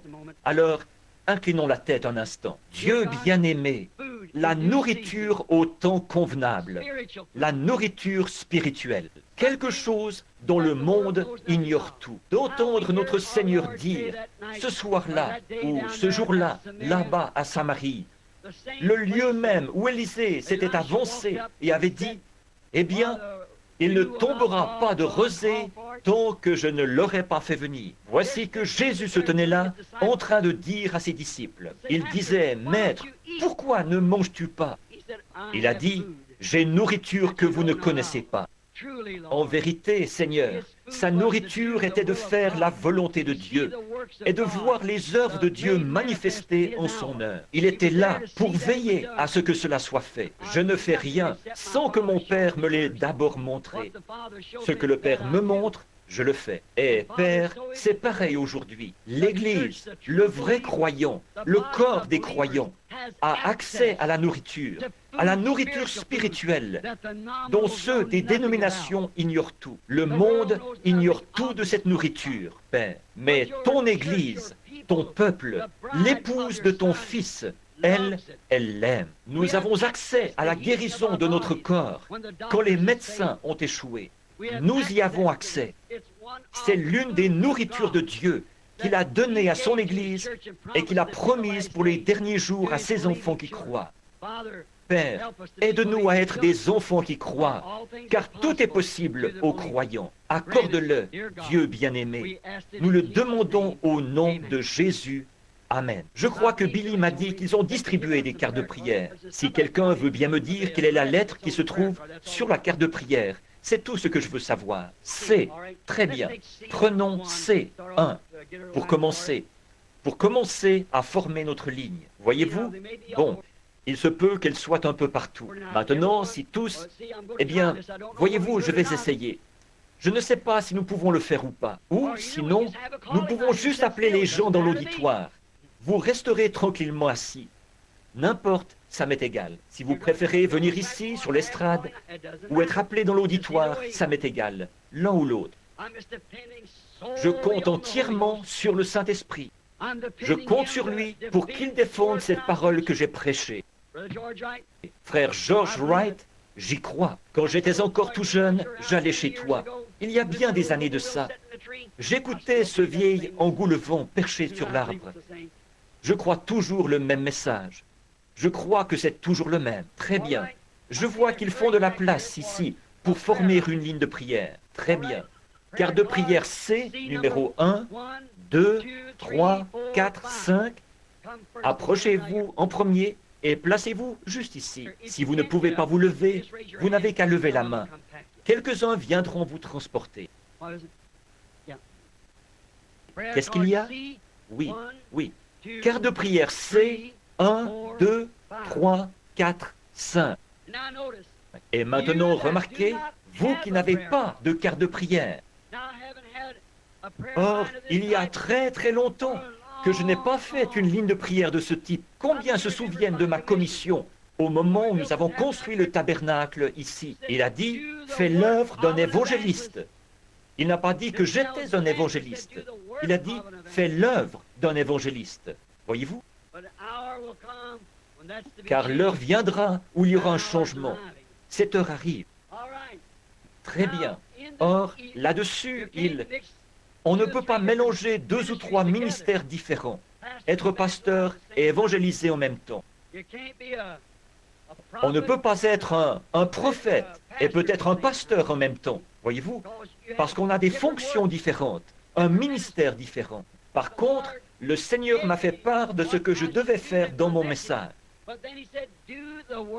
Mais là, il a dit, fais l'œuvre d'un évangéliste, remplis bien ton ministère, car l'heure viendra où ils ne supporteront pas la saine doctrine. C'est bien ce qui arrive maintenant. Toutes les églises dénominationnelles m'ont rejeté. Elles ne supportaient pas la saine doctrine, mais au gré de leurs propres désirs, ils mettront en place leur propre docteur. Et ce ne seront plus que des fables. Et ils feront de grandes choses, des exploits, comme Jambres et Jeannès, qui s'opposèrent à Moïse. Mais leur folie sera manifestée. Voyez? Voyez? Très bien. Des imitations. Vous voyez comment Jambres est Dieu dans le ciel, le sait. Ça se trouve juste là, dans cette pierre, à l'angle du tabernacle, depuis 1933. C'est écrit sur une page de Bible. Ça se trouve juste là. Regardez comment ils ont procédé. Regardez l'accomplissement. Des imitations, exactement. Il a dit, laisse-les. Leur folie sera manifeste. De la même manière que l'a été celle de Jambres et Jeannès. Voilà, nous en sommes à ce jour-là. J'avais vu l'église, au moment où nous n'en étions qu'à la pose de la pierre angulaire. Des gens penchés sur les rebords des fenêtres, et partout, debout le long des murs du tabernacle. Et voilà, et les gens ont dit, à cette occasion, les gens de la ville, ici ont dit, dans moins de 6 mois, comme nous n'avions qu'un dollar et 80 cents pour construire un tabernacle, bien des garagistes avaient déjà décidé que ça allait devenir leur garage. Mais c'est toujours une bergerie pour les brebis de Dieu. 1, 2, 3, 5, 6, 7, 8, 9, 10. C'est 6, 7, 8, 9, 10. Bien. Or, moi l'Éternel, je l'ai plantée. Je l'arroserai jour et nuit. de peur qu'on ne la ravisse de ma main. Regardez la critique qu'il a eue. Aucune dénomination n'y a donné son appui. Il n'y a aucune église comme celle-là, nulle part ici dans le pays, ni pentecôtiste, ni rien d'autre dans le pays, n'y a apporté son soutien. Tous s'opposaient au baptême d'eau. Tous s'opposaient à toutes ces autres choses. Jusqu'à ma propre famille, mon propre papa qui m'a mis à la porte. J'ai mis mes vêtements dans un petit sac en papier et je suis allé habiter à New Albany. C'est vrai. Dans mes épreuves et mes labeurs, suffisante est sa grâce. Je peux toujours compter sur sa faveur. J'ai 56 ans et bientôt je devrais traverser le fleuve. À chaque heure qui passe, quand j'aurai pendant 1000 ans célébré ses louanges, nous pourrons, comme au commencement, lui offrir nos hommages. Oh, comme j'aime Jésus! Il est tout pour moi. Oh, très bien. Combien est-ce que je... Où est-ce que je m'étais arrêté? À 10? Est-ce que nous pouvons en prendre encore quelques-uns? Très bien. On était à quoi? À 10? 15? Très bien. C'est 10 à 15. Où que vous soyez, si vous pouvez vous lever et entrer dans la ligne. Vous dites? Ah, très bien. C'est 15 à 20, alors. Que ce soit C, 15 à 20. Ça fait 10 personnes de plus. Nous voyons... Vous voyez jusqu'où va la ligne, là. Nous ne voulons pas qu'il soit trop serré. Et nous, très bien. Maintenant, accordez-moi toute votre attention. Nous ne prendrons pas beaucoup de temps. Mais maintenant, oh, quelle heure, quel moment. Je voudrais tant que tout le monde aime le Seigneur. Je voudrais tant que nous puissions tous en arriver là, prendre conscience du potentiel de cet instant. Essayons. Accordez-moi donc votre attention. Qu'est-ce que nous essayons de faire ici? Nous mettons la parole de Dieu à l'épreuve. Élie a fait la même chose. Il est monté sur la montagne, une fois qu'il savait qu'il était envoyé par Dieu pour le faire. Maintenant, montrons qui est Dieu. Le Dieu qui répondra par le feu, c'est celui-là qui sera Dieu. Et les païens se faisaient des incisions. Oh, ils disaient, mais bien sûr que non. Les païens savaient que le feu n'allait pas tomber. Alors ils criaient et s'emballaient. Par contre, Élie, lui, il savait que le feu allait tomber, parce qu'il avait eu une vision de la part du Seigneur. Vous dites, il avait une vision? Oui, monsieur. Quand il a eu tout mis en place, il a dit, Seigneur, j'ai fait tout ceci sur ton ordre. Ensuite, le feu s'est mis à tomber.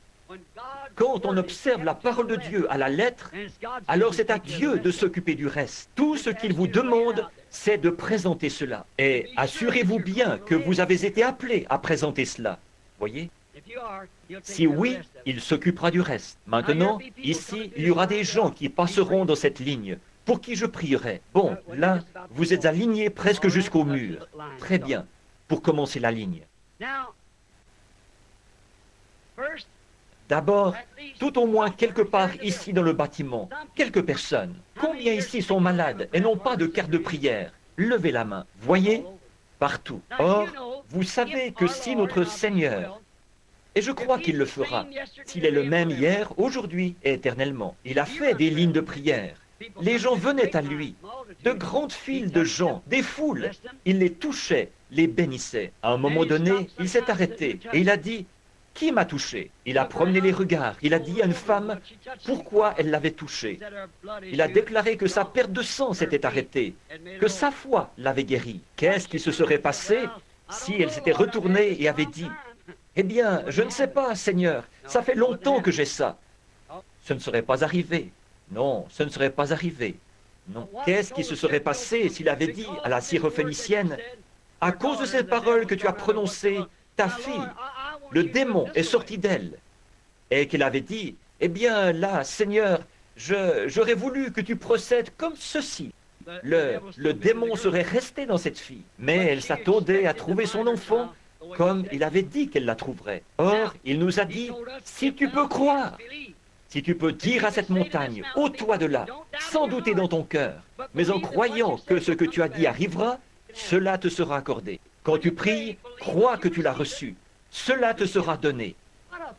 Quelle promesse! Maintenant, l'homme qui prêche un évangile social ne croit pas du tout à ça. Il s'approcherait de la porte, regarderait à l'intérieur ou resterait là et dirait « Eh bien, ce n'est qu'une autre bande d'exaltés » et s'en irait. Voyez? Mais il ne sait pas que ceci est la nourriture cachée. Il ne sait pas que ceci est la chose secrète qui lui a été cachée. Il ne le sait pas. C'est pitoyable. Être nu, misérable et aveugle d'entendement et ne pas le savoir. Voyez, c'est mauvais, ça. Oh Dieu, ne permets jamais que je devienne comme ça. J'aimerais mieux mourir. Je préférerais mourir, oui monsieur, plutôt que de faire ça. Et je pense que c'est la même chose pour chacun de nous, n'est-ce pas? Mais maintenant, Dieu nous a promis ces choses pour les derniers jours.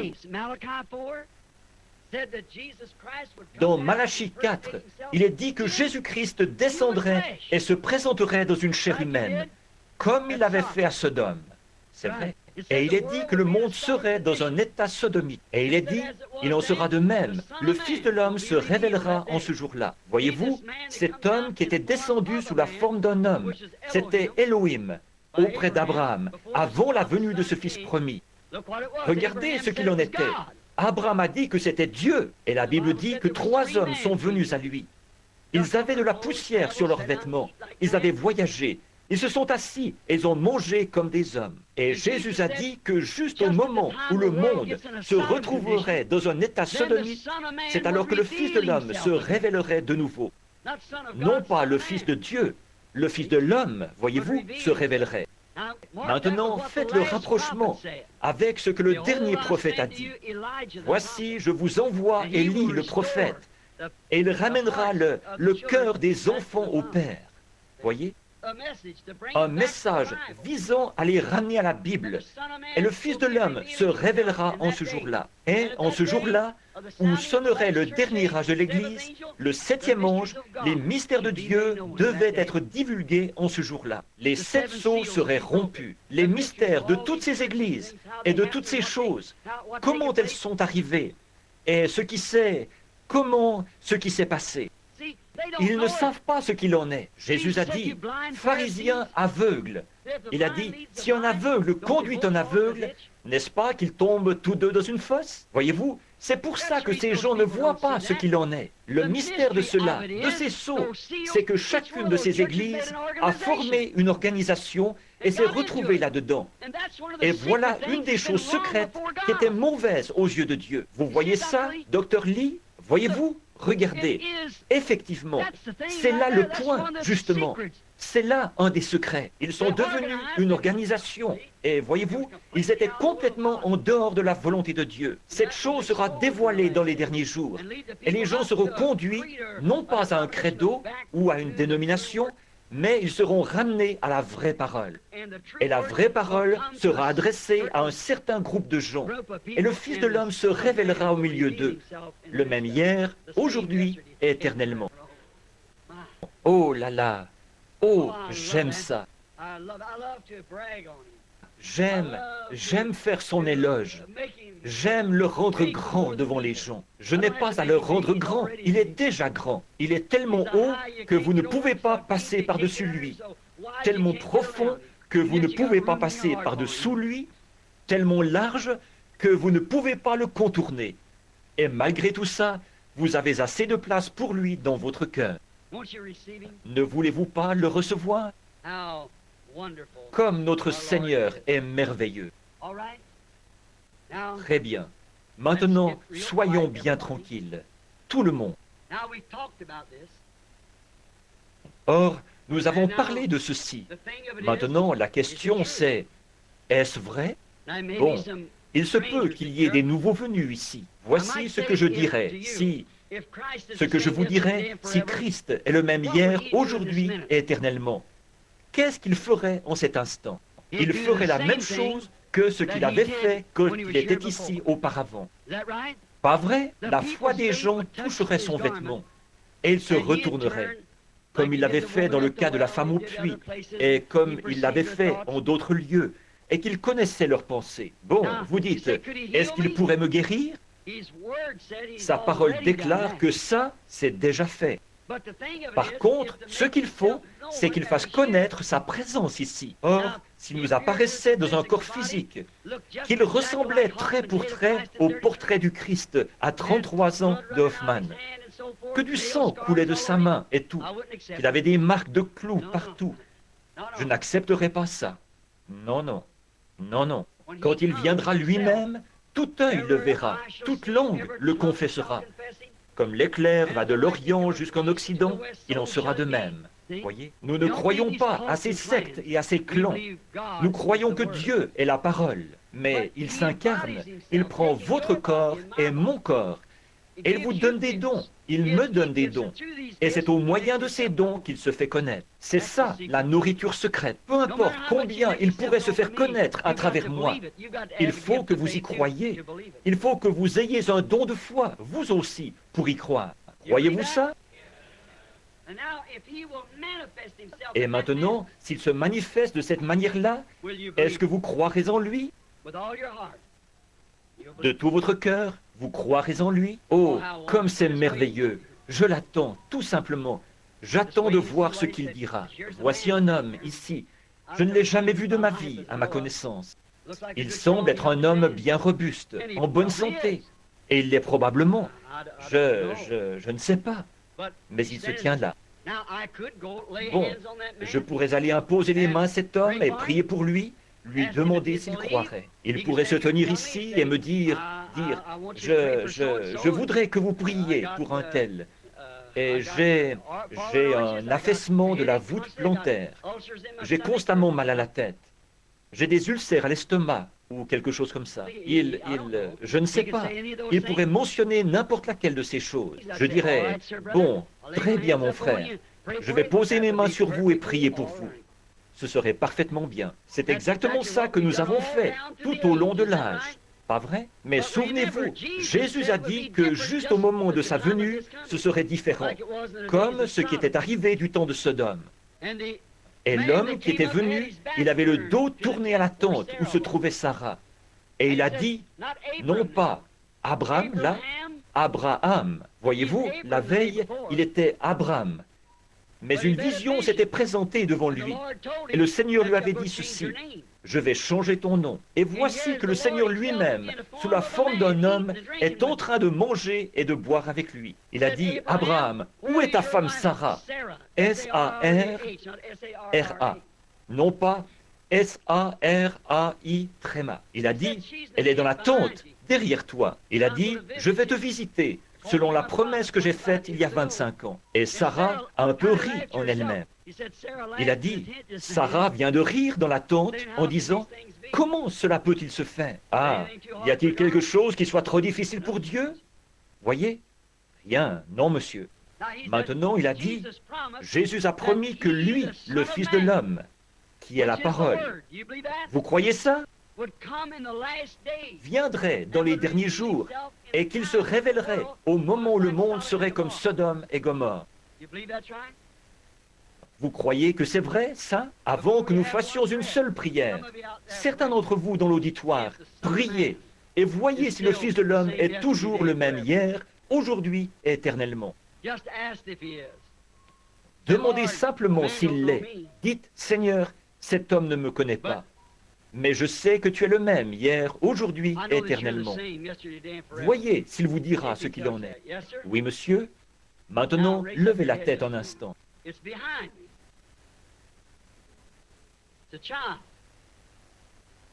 C'est derrière moi. C'est un enfant. Il est brûlant de fièvre en ce moment. C'est une petite fille. Vous n'êtes pas d'ici. Cet enfant a des problèmes d'estomac. Elle en avait. Croyez seulement. Or, est-ce bien ce qu'il avait dit qu'il ferait?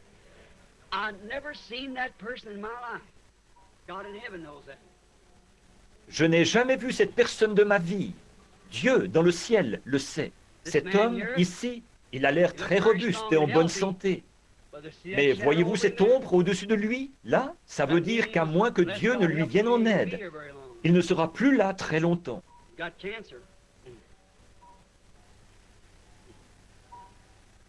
in your lung. Il a un cancer. Le cancer se trouve dans votre poumon. Now the Son of Man is here. Maintenant, le Fils de l'homme est ici. Il a un fardeau sur son cœur pour un petit garçon, un petit enfant. Pas vrai? You believe God can tell me what's Vous wrong croyez with que that Dieu child? peut me dire ce qui ne va pas chez cet enfant? Il le peut. He has little blackouts Il a des spells like petites a pertes form de of connaissance. C'est comme une forme d'épilepsie.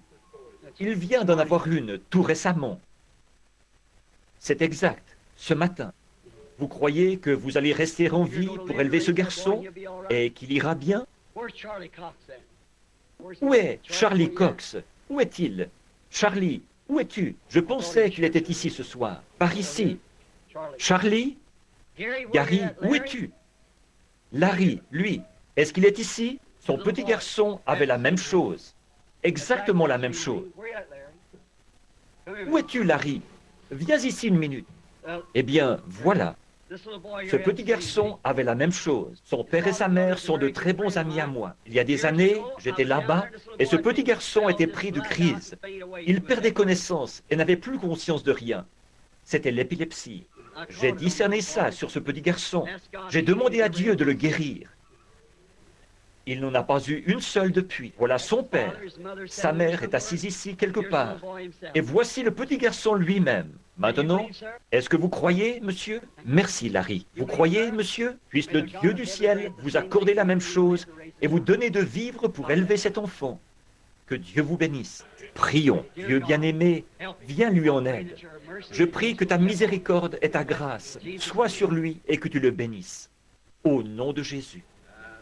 Retournez maintenant en Louisiane, dans la joie. Donnez gloire à Dieu pour lui.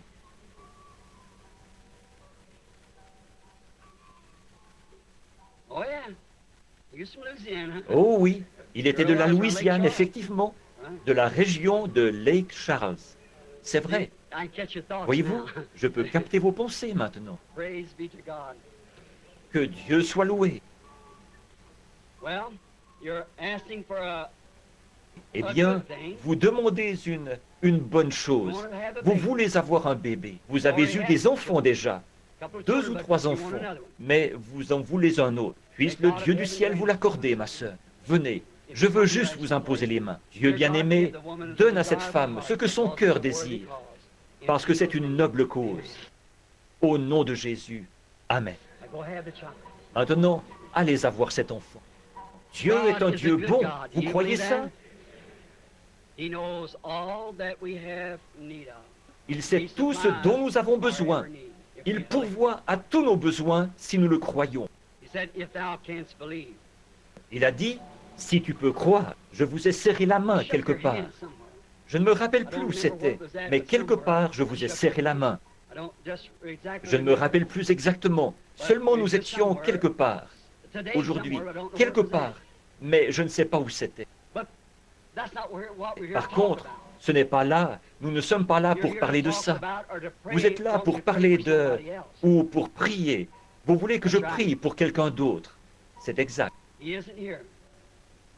Il n'est pas ici. Il est en Géorgie, malade. Il n'est pas seulement malade physiquement, mais il est malade spirituellement. Votre cousin, vous croyez que Dieu va s'en occuper parce que vous vous êtes tenu là pour lui? Vous le croyez? Venez, prions ensemble. Dieu bien-aimé, accorde à cet homme ce que son cœur désire, afin qu'il reparte et trouve cet homme en train de pousser les cris vers Dieu. C'est au nom de Jésus que je le demande. Amen. Que Dieu vous bénisse. Ne doutez pas, croyez de tout votre cœur. How do you do?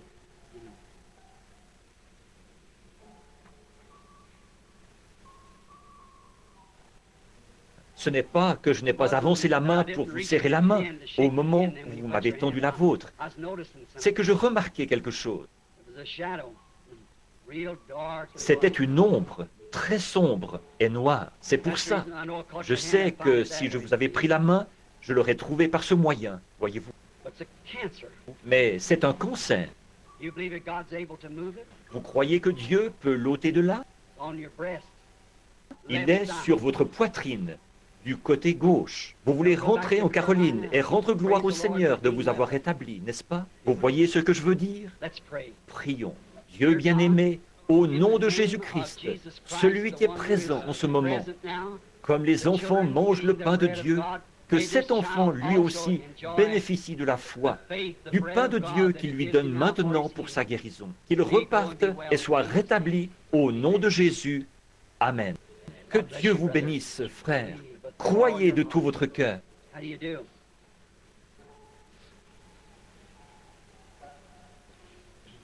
This is a wonderful time. C'est un moment merveilleux, n'est-ce pas? C'est comme si les gens étaient saisis d'un grand sentiment de révérence. Ou c'est comme si peut-être, à mes oreilles, c'est comme quelque chose qui fait It's making a noise. un bruit comme ça, voyez-vous? It's a children's C'est le bread. pain des enfants, voyez? It's yours. C'est à vous, It's for c'est you. pour vous. It isn't for me, Ce n'est pas it's for pour you. moi, c'est pour vous. Je suis très reconnaissante de ce qu'en ce moment je suis en bonne santé à ma connaissance. Mais c'est du pain pour moi aussi quand j'en ai besoin. C'est du pain pour vous. C'est un encouragement, même pour vous qui n'êtes pas malade. Ça fait tout simplement monter notre cœur vers Dieu. C'est exactement la saison pour ceci. C'est ce qu'il a dit qu'il ferait. Et ce qui arriva du temps de Sodome arrivera de même à la venue du Fils de l'homme, quand le Fils de l'homme sera révélé. Voyez? Et voici, je vous envoie Élie le prophète, avant le jour de l'Éternel, ce jour grand et redoutable. Il ramènera le cœur des gens au Père. Voyez? Voyez? Et alors les justes fouleront les méchants, leurs cendres. Ceux-ci brûleront comme une fournaise. Voyez-vous? La terre brûlera. Nous le voyons. Elle va s'effondrer là-bas. Et il y aura des éruptions volcaniques partout sur la terre. Et les cieux seront embrasés. Ô rocher des âges, sois miséricordieux envers moi maintenant, et aussi à ce moment-là. Eh bien, d'abord, vous avez un problème féminin, un problème gynécologique. Vous avez autre chose. Vous êtes nerveuse. Précisément à l'âge où on devient plus nerveux. Des complications de toutes sortes. Mais aussi, vous avez un désir, c'est de recevoir le Saint-Esprit. C'est vrai, c'est ça. Est-ce que vous croyez que Est-ce que vous avez tout confessé? Vous croyez que si je vous impose les mains et que je demande à Dieu de le faire, le Saint-Esprit viendra? Vous croyez ça? Prions. Dieu bien-aimé, j'impose les mains à cette femme selon la manière apostolique et je demande qu'elle reçoive le baptême du Saint-Esprit. Au nom de Jésus-Christ, puisse-t-elle le recevoir. Amen. N'en doutez pas, ça vous appartient. Voyez-vous, c'est à vous. C'est le pain des enfants. Vous vous êtes senti toute drôle quand j'ai dit problème gynécologique, n'est-ce pas? Parce que c'est ça que vous aviez, vous aussi. Maintenant, vous croyez que tout ira bien, là? Repartez en remerciant simplement le Seigneur. Est-ce que vous croyez de tout votre cœur? Vous croyez que vous allez pouvoir manger comme vous le faisiez il y a longtemps? Très bien. Repartez en disant « Merci Seigneur, je le crois ». La présence du Seigneur. Vous croyez que ce mal de dos va partir et que vous allez vous rétablir?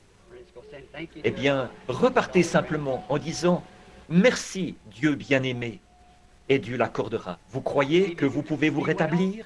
Que le Seigneur vous rétablira? Que vous n'aurez plus d'arthrite? Que vous allez vous rétablir, être en bonne santé? Vous croyez ça? Repartez en le remerciant. Dites « Seigneur, je l'accepte de tout mon cœur et je le crois. »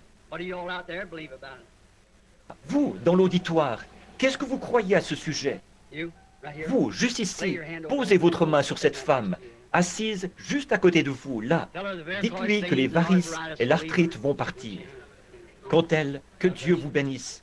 Vous croyez que vous allez vous rétablir maintenant? Rentrez chez vous et soyez rétablis.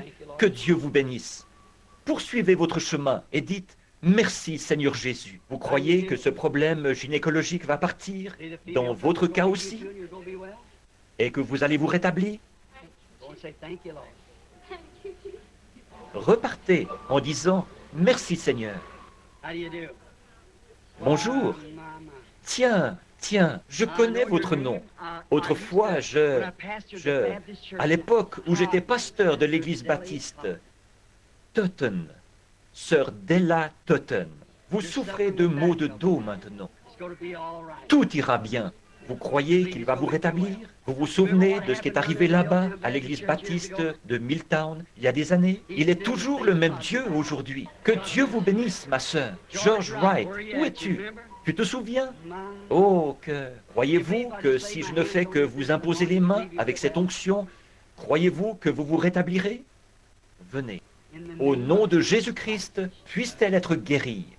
Amen. Ayez la foi. Eh bien, est-ce que tous, vous croyez de tout votre cœur? Oh, comme ça réveille de vieux souvenirs de voir cette dame. Son nom m'échappe encore, mais Tutton.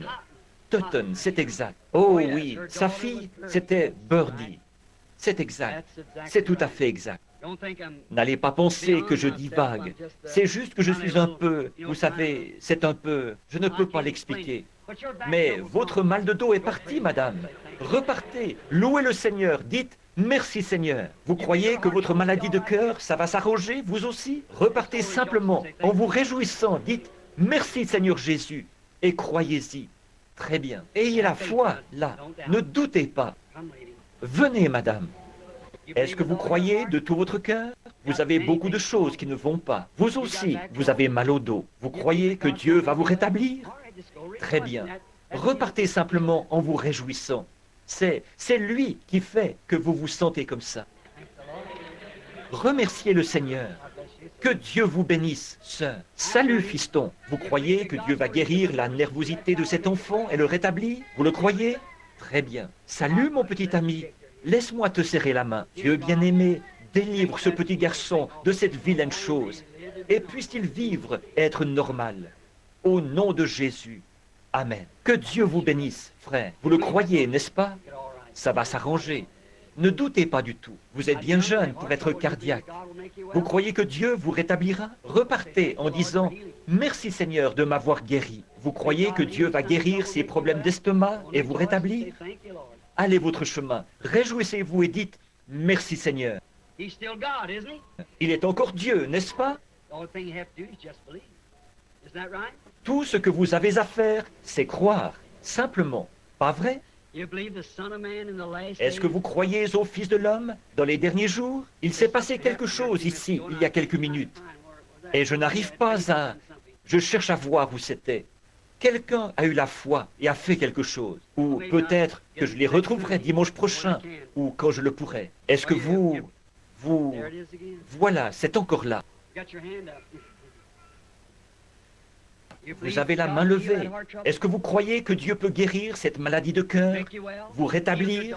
Guérir votre fille là-bas qui a... Vous le croyez? Madame Neff? Vous croyez que Dieu... Léo Neff? Je ne vous connais pas, mais c'est bien votre nom. Vous souffrez du cœur et votre petite fille a des problèmes avec ses reins. Vous croyez qu'elle va se rétablir? Votre foi vous guérit. Croyez de tout votre cœur. Vous qui êtes là où il y a le baptistère, qui êtes là et qui avez des problèmes d'estomac, Jésus-Christ vous rétablit. Vous croyez? Il est le même hier, aujourd'hui, éternellement. Imposons-nous les mains les uns aux autres maintenant. Oh, pensez à l'heure où nous sommes. Pensez au moment, pensez-y. Nous sommes en présence même de Jésus-Christ, le Fils de Dieu. Il a promis qu'il ferait ceci dans les derniers jours. Mes mains sont posées sur ces mouchoirs. Dieu bien-aimé, je te prie de bénir ces mouchoirs pour la guérison du corps de ces gens, par le nom de Jésus-Christ. Maintenant, pendant que vous avez les mains posées les uns sur les autres, chacun de vous, vous êtes membre du corps de Christ. Ce même Saint-Esprit qui a promis de révéler les secrets des cœurs et de faire ces choses, il est en vous. Vous êtes une partie de lui et il est une partie de vous. Or, il a dit ceci, « Voici les signes qui accompagneront ceux qui auront cru. » Ça, c'est vous. S'ils imposent les mains aux malades, les malades seront guéris. Maintenant, ne priez pas pour vous-même. Priez pour la personne sur qui vous avez posé votre main, parce qu'elle prie pour vous. Maintenant, prions ensemble et qu'il n'y ait pas une seule personne faible dans ce bâtiment. Pourquoi faudrait-il attendre plus longtemps, mon cher frère, ma chère sœur? Le voici, le Saint-Esprit, Dieu, ici même, la chose même dont nous avons parlé. Cher Jésus, nous reconnaissons ta présence. Tu as rendu la vie à ce petit bébé l'autre jour, après qu'il était mort, par la prière de la foi. Dieu bien-aimé, il y a beaucoup de gens dont nous n'avons pas pu nous occuper. Le temps avance, mais ils ont posé leurs mains les uns sur les autres. Ce sont des croyants. Nous sommes assis en présence du Seigneur Jésus-Christ, qui est ressuscité des morts, le même hier, aujourd'hui, éternellement. Satan, tu es vaincu. Jésus-Christ t'a vaincu. Il est ressuscité des morts. Et il est au milieu de nous ce soir, en train de confirmer ce message des derniers jours. Sors de ces gens. Laisse-les au nom de Jésus-Christ. En mon nom, ils chasseront les démons. Et tu es chassé. Au nom de Jésus-Christ, quitte cette assemblée. Tous ceux d'entre vous qui acceptent maintenant leur guérison, levez-vous. Tous ceux qui acceptent la guérison, levez-vous. Levez vos mains maintenant et donnez-lui la louange. J'accepte maintenant ma guérison. Dites ça à Dieu. J'accepte maintenant ma guérison. Tu es le même hier, aujourd'hui et éternellement, ô Christ. Je crois maintenant en toi. Viens au secours de mon incrédulité. Amen. I will praise him. I will praise him. Praise the Lamb for sinners slain. Give him glory, all ye people, for his blood has washed away each stain. Vous l'aimez, n'est-ce pas? Alors, louons-le. Tout le monde, les mains levées. Donnez-lui la louange pendant que le frère s'avance pour terminer la réunion.